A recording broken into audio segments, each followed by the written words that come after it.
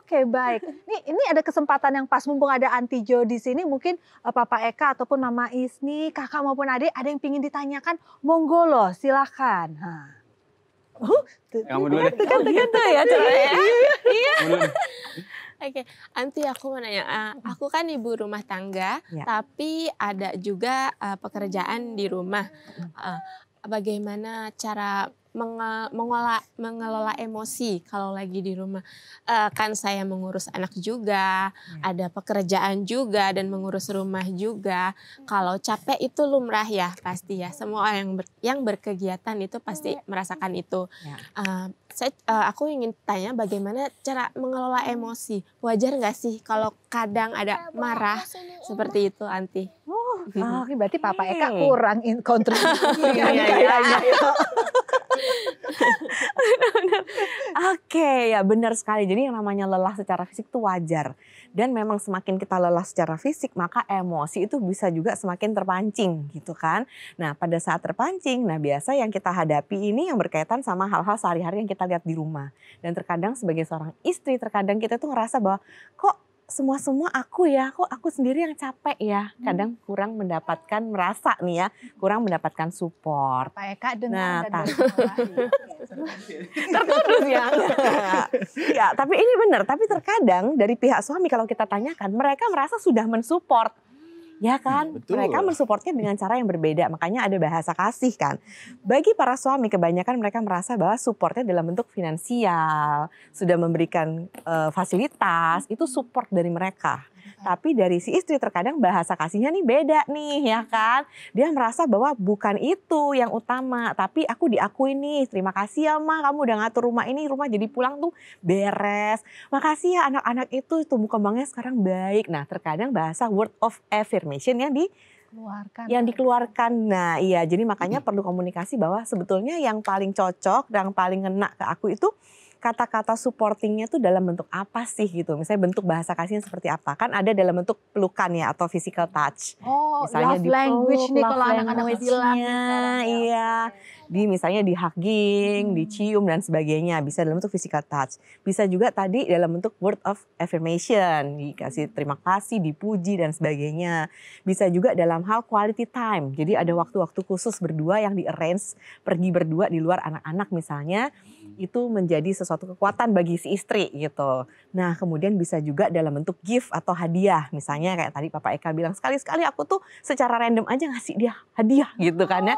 Nah itu bisa. Dan yang terakhir bisa juga dalam bentuk yang kita bicarakan dalam hal tadi itu, misalnya sekali-sekali kita memberikan yang namanya bentuk perhatian. Misalnya kita kadang si cowok kan nggak tahu ya ini bentuknya apa, tanya aja ke istrinya gitu. Kamu tuh yang paling kamu seneng apa? Nah kalau mendapatkan support biasa, istri itu juga akan lebih happy ngejalanin rutinitas sehari-harinya. Itu sih, itu yang pertama.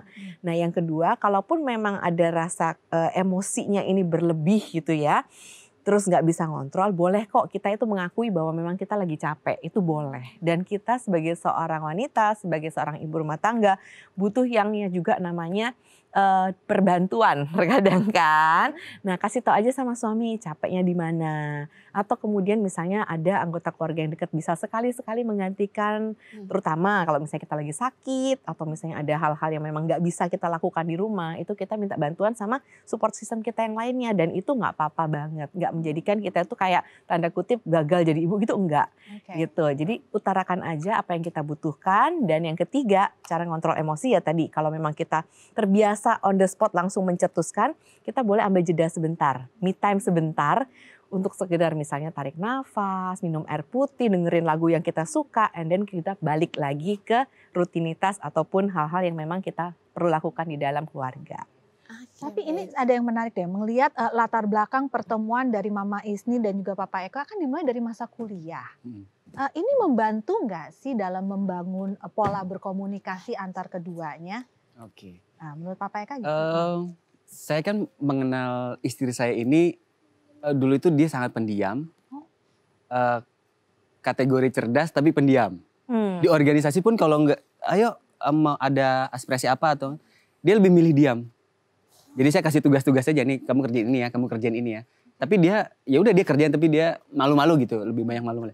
Tapi pas saya melihatnya, wah ini istri ideal nih. Lugu, pendiam gimana gitu. Oke. Pas sudah menikah, oh kok heboh ya pagi-pagi nyiapin anak ya. Oh, beda. Heboh maksudnya. Terus saya nanya, ya memang perempuan begitu kalau sudah menikah, sudah punya anak, pasti kalau ada momen-momen tertentu tuh pasti akan lebih lantang suaranya ketimbang suaminya karena repot nyiapin ini, nyiapin itu, nggak boleh telat dan segala macam. Ya oke. Saya terima. Kaget. Gitu. Tapi ada satu pertanyaan nih. Buat Anti.